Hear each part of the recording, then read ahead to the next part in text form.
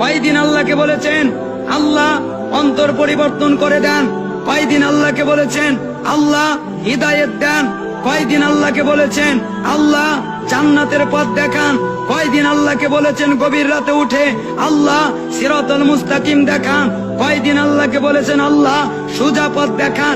খালি প্রশ্ন আর প্রশ্ন, হুজুরের কাছে প্রশ্ন, ও হুজুরের কাছে প্রশ্ন, তমুক হুজুরের কাছে প্রশ্ন। হুজুর হক দল কোনটা? হুজুর জান্নাতের দল কোনটা?